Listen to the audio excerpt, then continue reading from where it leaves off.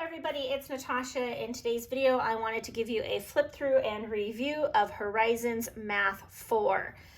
Now, I will give you a disclaimer that we've actually only been using the second half of the book, and we are on lesson 121. Well, I guess I should say we are using book 2. We did not use book 1. We've only used book 2 this second semester. So we still have 40 lessons left in the curriculum. However, I do feel like I'm able to give you a comprehensive review and flip through, even though we are not completely done with this yet. What we do, one of my daughters prefers to tear the pages out and then throw them away when she's done, and the other one keeps them in her book. But I happen to have a blank one. It's actually my friend's. I got to give it back to her. So I can give you a better flip through since I'm missing pages and all of that. And I have the teacher's guide here, which does cover both books 1 and 2. So let's start with the teacher guide, and then I'll get on to the student book. And throughout this flip through, I will be giving you my review as well. So the teacher's guide is broken up into a few different sections. We have section 1, which is the introduction. Section 2 is the teacher's lessons. Section 3 is the answer keys. And then section 4 is the worksheets, and then section 5 is the test, the unit test and test keys. Now, let me just say right off the bat that I don't love how this teacher manual is set up. I wish, like, for example, when you have the answer keys, and then after that is the test keys. But in the book, the tests come right after the worksheet, so I just wish it was like all like in order rather than having to flip through. I do tab it up so I can find things easier, but nevertheless, I don't actually love the layout of this, but if you put little tabs, it's fine. Okay, so I will say also that we have not done any of the unit tests. We only do the tests that are in the workbook that you'll see. We also, I'll add this too, we also don't do any of the worksheets because there is so much work in the student text that to add any worksheets would just put us over the top. So we do not use those worksheets. However, I can see the value of the worksheets if really, this is designed for a classroom, and so I can see the use of a worksheet in a classroom, but nevertheless, they are there and they are reproducible. Okay, so it talks about the challenge and goal and design and development of the curriculum and a readiness evaluation that you can give your student. And I'll kind of go slow on here so you can get an idea of this readiness test here. Quite long. I believe that readiness test is available on Alpha Omega Publications website, and if it is, I'll link below, but I'm pretty sure it is.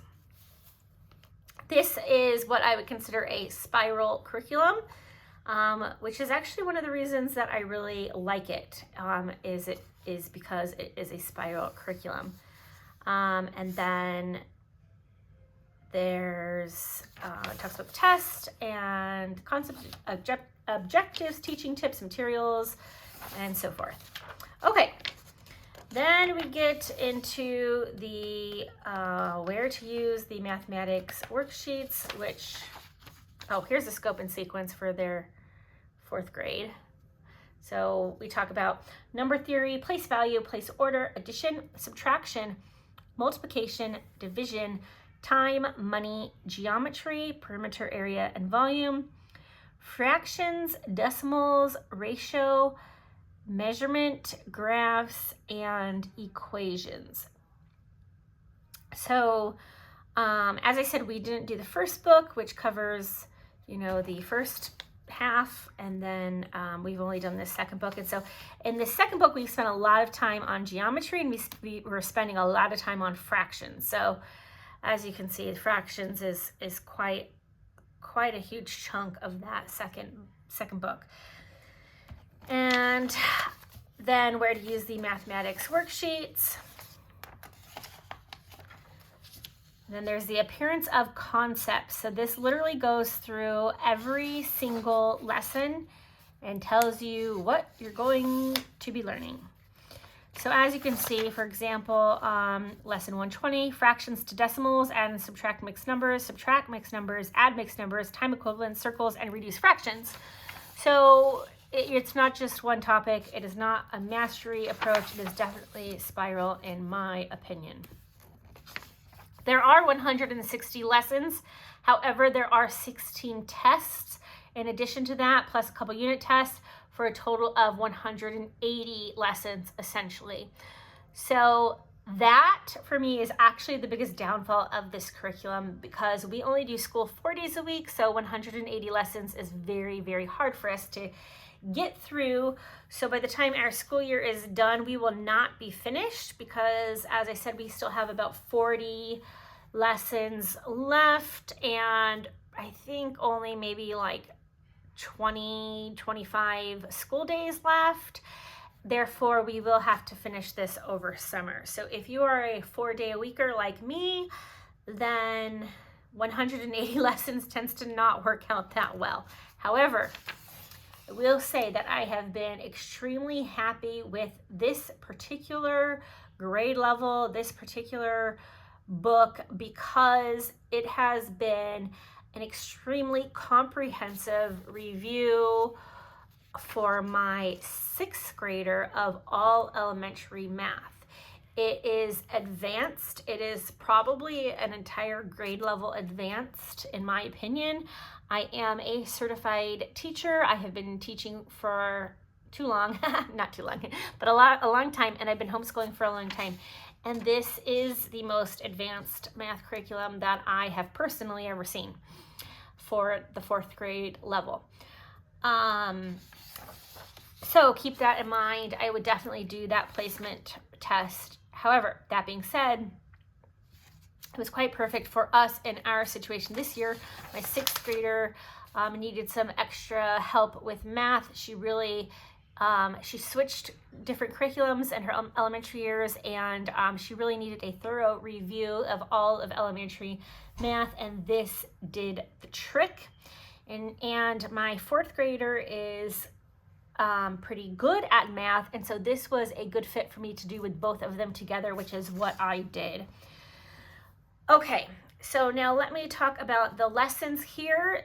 These lessons, it's 1 page per lesson as far as the teacher notes, and it is really set up for a classroom teacher, because it gives you the concepts and objectives, teaching tips, materials, and activities. So a teacher in a classroom would be able to utilize this page in order to write up her formal lesson plans.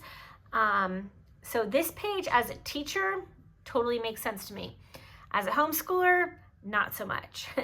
So that's one thing I would say, that in order to teach this curriculum, and at this level at least, I would say that you need to be pretty comfortable with everything to do with geometry, fractions, percents, ratios, all of that. You need to be fluent yourself in that and be comfortable teaching that, because this curriculum is not scripted, meaning it doesn't tell you what to say and what to do. It does give you teaching tips, but as you can see, it's just a few sentences, and it does tell you activities to do, but again, it's not, it's not scripted. That being said, people tend to think of this curriculum as not very hands-on and engaging, and if you utilize the teacher's manual, it is actually quite hands-on and engaging. You just have to actually do the activities that are in the teacher's manual. So if you just go with the workbook, it won't be hands-on and engaging, but if you use the activities that are in the teacher's manual, you will find that it is actually pretty fun. So this, like I said, it's 1 page a day. It gives you those objectives and the materials and activities and everything. And the materials can be anything from like board work. In other words, you're doing something on the board, or it can be, a hands-on project with sugar cubes. I mean, it's anything in between. And then sometimes there's no activity. So like lesson 8, there's no activity, just read the explanation and do the worksheet. So it's not an activity every day, but I would say the majority of days have something to do. Also, They suggest, that you do the test on the same day as the lesson. So every 10 lessons, there's a test. And so I guess that would be one way where you could shorten this curriculum as far as how many days you were doing it, if you did do that, because that would bring it down to about 164-ish lessons with the unit test or something. But that, in my opinion, was too much. It was too much for my girls to do the lesson and then do the test. So we have to do the test on separate days. It is a lot of work. So keep that in mind too. If you want a quick math lesson, this isn't it. Math regularly takes us an hour. However, sometimes even longer. However, I will say that for us this year, I really, really wanted a very solid program that we could use for the purposes I already explained. So for that, I would say it did the trick. But the thing with math is if you have any child who is behind in math, you have to just simply take time. You have to devote time to it. And so math has been a priority for us this year. And when I talked to my 6th grader and I asked her what she thinks we did well this year, and she said math, and that made me very happy that even though it's been difficult and a lot of work, that she does feel like it's what we've done well. And I agree, we have done it well. So sometimes you'll need index cards or markers, or as I said, sugar cubes, or different things that you may need. Now, this is a Christian curriculum. However, let me just say that I think a secular homeschooler could use this. It has, as you can see, some Bible verses placed in here, but honestly, the Bible verse really has nothing to do with the lesson. This is kind of, so instead of a biblical integration into this curriculum, like something like master books would have a biblical integration, this is just kind of a biblical sprinkling. So honestly, I hardly ever come across anything Christian, even though it is a Christian curriculum. And there's a Bible verse, on pretty much every lesson, I think, or a Bible verse or a saying. But I don't even remember it being in the children's worksheets. It's just in this teacher book. So if you are a secular homeschooler, I do think you can definitely get away with using this as a secular homeschooler. Okay, enough about that. We don't need to see every single page, but you get the idea there. And then here is what the answer key looks like. It's just literally the answer key. And then what I was saying is that so it has all the lessons here. For example, we just did lesson 120 yesterday, and then today they took a test. And so then I have to go over here to test 12. And see, I just wish that was like right after lesson 120, because that's how it comes in the book. So I don't know why they do it like that, but whatever.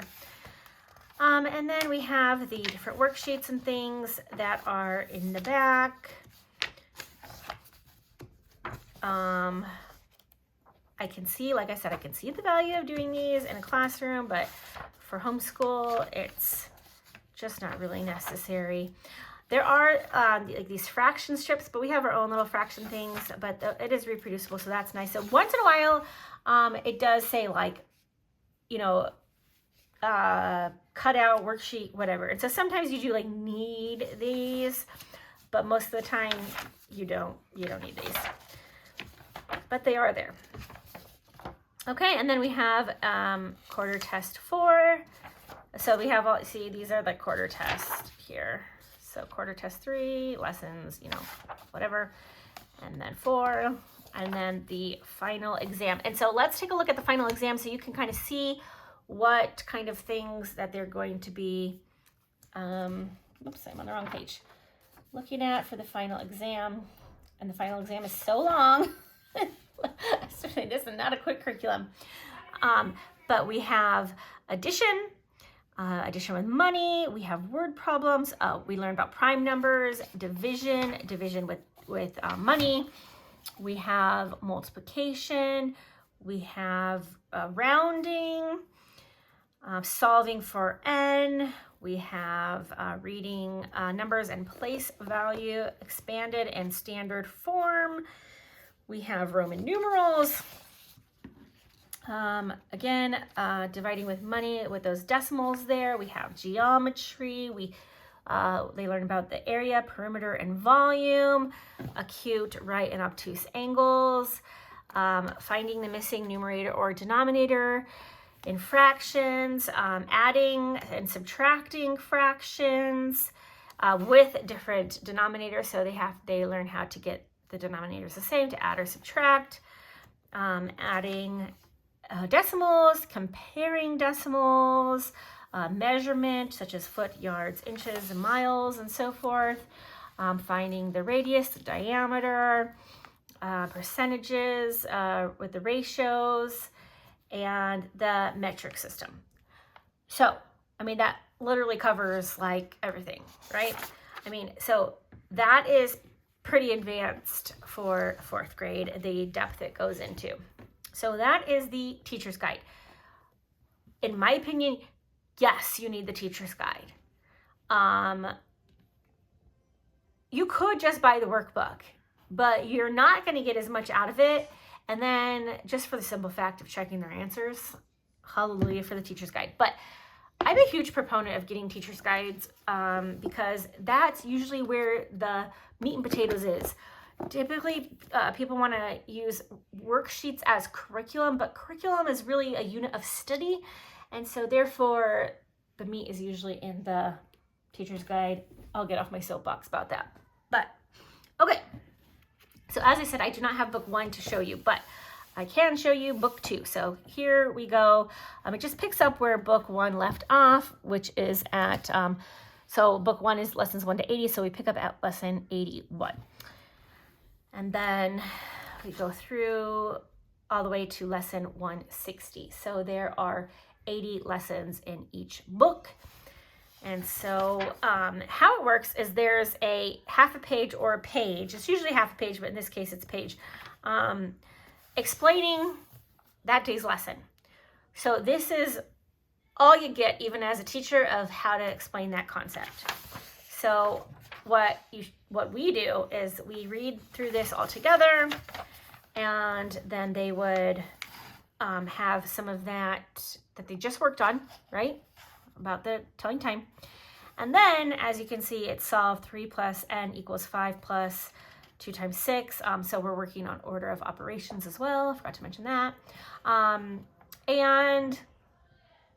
then they're, working in expanded form, regular subtraction, multiplication, and they learn about millennium, century, decade, BC, 80, all of that. So as you can see, it's spiral. They're learning a new concept, applying that concept, and then spiraling back to what they've already learned. So this is what it typically looks like, about half a page or so, and then that new information, and then spiraling through previous lessons. New information, they're learning about a century, apply it, spiral through.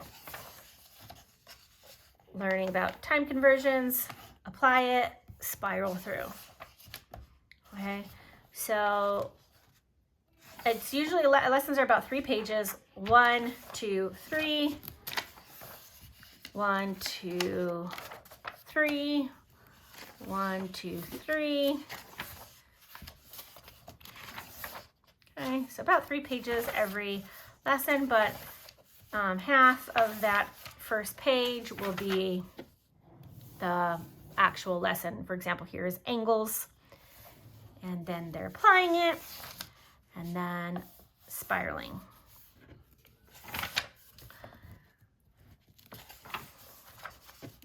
Congruent and similar shapes.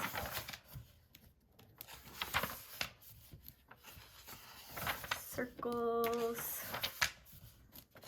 I did, when we were heavily going through geometry, I did buy the geometric shapes from Lakeshore, which also fold out, and that was really helpful in learning about the faces and edges and vertices of solid figures. And so I do recommend, if you can, to get something like that, even if, I'm not from Lakeshore. It doesn't have to be from Lakeshore, but those ones from Lakeshore were really handy because they do fold out. And the girls really liked that, because they were sometimes having trouble like figuring out how many faces, for example, that the pentagonal prism had, because you're trying to like think, okay, one here, one here, one here, one here, yeah. And so having a physical object to hold really helped them with that. And then when my girls do their tests, which you'll see coming up, so there's lesson 100 and then there's a test. When they do the test, I have them do the test completely on their own, and then I can see what maybe we need to work on a little bit more. If they've missed a certain concept, like say, that, I don't know, maybe they, mixed up the different angles, then I could say, oh, okay, well, we need to, spend a little bit more time working on that, for example.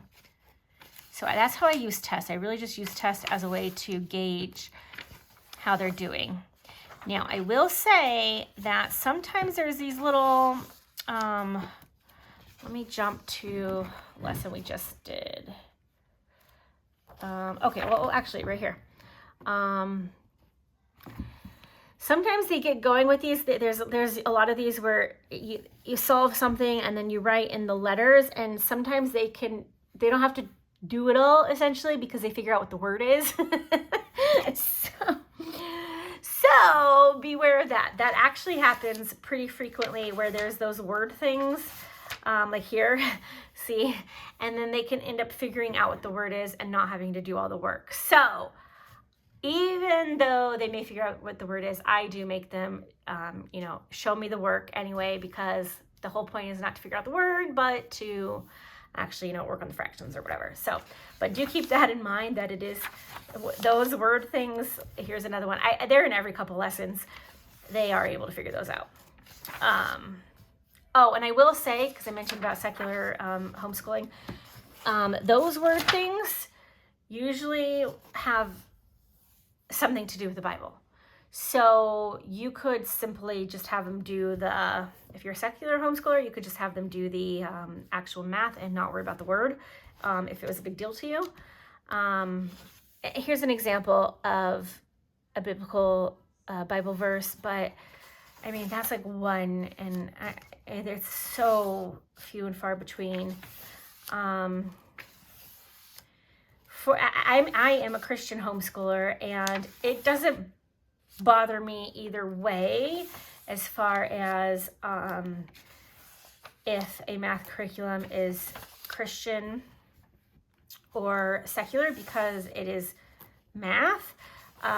But as a Christian homeschooler, I do believe that everything can go back to God. And so I did buy the book from Master Books, Revealing Arithmetic, which is a great way to add additional, to basically tie in the Bible with math, no matter what math curriculum you're using.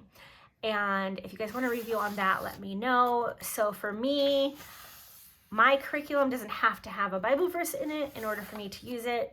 And I think this is a really solid curriculum. My girls have really come a long way with this. They have done so well. But we've put in the work. There's another Bible verse. And we put in the work, a lot of work in order to do this. Even though I suppose the lessons don't look that long, it does take, they do take some time, especially if you are doing those activities in the teacher's guide, which I do try to do when I think it's relevant. I don't do all of them, but when I think that my girls are going to need a little bit more understanding, then we'll do those activities. So, metric. And some curriculum, I feel like you don't need to complete the whole thing because it's just review at the end. And this one, honestly, it's like up to the last day they're learning new stuff. So we are going to do every single lesson. That's the crown of thorns. We do every lesson, every single problem in this book. So we also utilize our whiteboard quite frequently, especially because I am doing it with 2 students. We many times, like for the division problems, they'll go on, I have a double-sided whiteboard that rolls, and they'll each go onto one side of the whiteboard, and they'll work out the division problem, and they'll, you know, like say they'll do this on the whiteboard, and then they'll see who can like do it the fastest, basically, like, and having it on the whiteboard, I guess, just makes it a little more fun. So we do that. But yeah, we use the whiteboard quite a lot.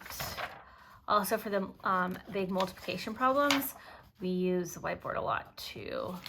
Actually, we just use the whiteboard a lot for, I mean, so much, but. See, there's another word thing.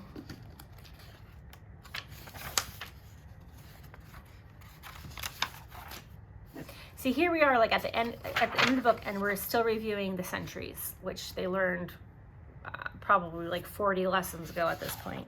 So I personally do like that because, I mean, my kids will forget. So it really helps them to remember everything that they've learned, and just really gets it embedded into their minds. And there's, you know, there's coloring, like, you know, fill in this different sections. So they like when there's that kind of stuff to do. And, you know, there's matching. It's very diverse in, as far as like what the problems are. And as you can see, it's very colorful and pretty, and not overwhelming. I do like how it's broken up. Also with the test, I should point out that the tests say on them, right here, 63 points total, and then each one says like 7 points total for this exercise, and so you can figure out their grade on their test if that is important to you. So there we go, and I hope that was helpful to you. I know this was a long video, but I know when researching curriculum, it can be very helpful to really see inside, but this has honestly been a perfect fit for us this year. However, we will not be using it next year, and that may seem counterintuitive because I just said it was a perfect fit. However, I'm moving a different direction because this has so many lessons. And somebody suggested to me that they basically combine 2 lessons. So, whoops, for example, and I did think this was a good idea. For example, they will, let's say they're going to combine lessons, well, 90 will be a test. So let's say 91 and 92. So they would read about angles, do all of that angle work, and then they would read about identifying polygons, do that polygon work. But then let's say there was, you know, multiplication here, and in the next lesson, well, see, there's not multiplication, but basically if there was anything on that doubled up, they would, like the addition, there's addition here, they might not do it. But as you can see, the addition's different. So I personally am the type of person that I like to have 1 lesson a day, and if I have to change it around a lot and figure out how to make it work, I just, that's too much for me. And my kids, like, I like them to see, I love how this is literally lesson 93. They know what they're doing. There is not, you know, some elusive stop and start point. They just know what they're doing. However, it's just too many lessons for us. So I needed something more around 140-ish lessons, and this has like 40 extra lessons once you add in the test and the worksheets, and so this just had too many lessons. So that's the only thing that is keeping us from using this again, is it simply has too many lessons for us to use on an every year basis. I think for this year, what I used it for was essentially, you know, to catch one up and kind of push one a little on. It was perfect for that, absolutely perfect for that. And yes, we will probably be doing it all summer, but that's okay for the 1 year. I just don't want to do that every year. So I definitely highly recommend this particular level. If you have a middle schooler who is struggling with math, go through this. They can do this and likely jump into a pre-algebra program. Yes, I said that. Yes, they can do this and likely jump into a pre-algebra program if they are, 7th, 8th grade level. Don't go putting your 5th grader into a pre-algebra program. They don't, they most likely don't have the mental ability to comprehend those different abstract concepts that are going to come up in algebra, when they're like 11. So but if you have an older student who's struggling, do this, and then you can probably jump into a pre-algebra program. So anyway, I hope that was helpful. This is the most comprehensive elementary math curriculum I've ever seen, and I really like it. So there you have it, and thanks so much for watching, and I'll see you in the next one.